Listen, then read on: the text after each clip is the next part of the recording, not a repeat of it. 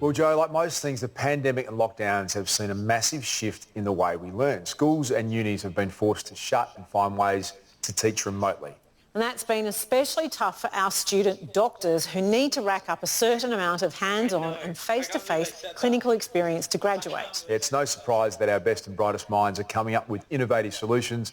At the University of South Australia, podiatry students are using lifelike 3D printed feet to practice their skills from the comfort of home. The feet come complete with calluses, corns and fake toenails, and I don't know why, but that freaks me out a bit. Most importantly, they let Uni of South Australia students get their required 1,000 hours of practical experience and keep studying no matter what's happening outside. From bad hygiene to impractical shoes, there are plenty of factors out there that can cause our feet a ton of issues. But for about 1 in 20 of us, one of the most serious factors is diabetes. Diabetes affects your blood flow and your nerve function. So unfortunately people will injure their foot, not necessarily be aware of it because their nerves aren't working, and that means that they don't even limp on that foot and offload that injury. And so little holes in the skin can become bigger holes in the skin and then fester. On the other side, they also have trouble with their blood flow, so their healing rate is far less than what it can be for people without diabetes. So if you put the two together, an unfortunate side effect is that you end up with an ulceration, very slow in healing and very, very likely to get infected. With rates of diabetes in Australia rapidly increasing, the number of amputations performed on ulcerated feet has risen by 30% in just 10 years. But podiatrist and uni lecturer Dr. Helen Banwell says most amputations could be avoided with best practice treatment. Podiatrists really play a part in diabetic-related foot disease and foot ulcers because they can debride or pare away or cut away that non-viable dead skin and bring it back to normal tissue and allow it to heal better. So what we thought was a few years ago, we sort of sat and thought, how can we improve our teaching on this? And 3D printing was sort of proposed as a potentially good idea. To help her students get more hands-on experience before treating real patients, Dr. Banwell has spent 4 years working with researchers at the University of South Australia to develop realistic 3D foot models.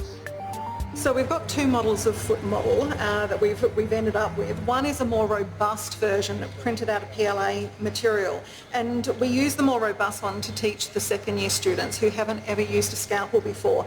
Whereas as they get more proficient and more experienced, we move on to our Ninja Flex models that actually move and mimic the foot far greater than what the plastic ones do.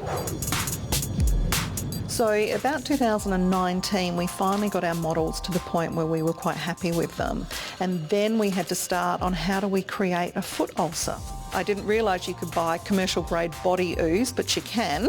And we put that in the wound and then surround it with a standard icing mix, a frosting mix to mimic pus, which is not particularly pleasant, but it does the job amazingly. And then the whole wound is covered in a flexible resin that mimics the skin. By working with lifelike replicas of ulcerated feet, Adelaide's next generation of podiatrists are spending hours fine-tuning skills that could prevent hundreds of amputations each year. And using long sweeping strokes. There is a satisfaction to it, especially when there's that debriding and getting all of it off, making sure it's nice and clean. You really have to do it hands-on to really get a feel for just how well you're doing it and if you're doing it correctly and how quick you're able to do it as well. Good job. We've actually measured what these models have done to their anxiety and their confidence, and it's been really amazing. So having access to a foot model gives them up to about 40% more confidence in their ability to debride a foot ulcer and reduces their anxiety by about the same amount. It's not like in class, say, this week we're learning about ulcers and we can just have someone with an ulcer come in for every single person and we can all debride. Like, this is as real as it's going to get without it being a real patient. And I think it's really good that when we do see someone with an ulcer, we can think back to what we did here and apply it.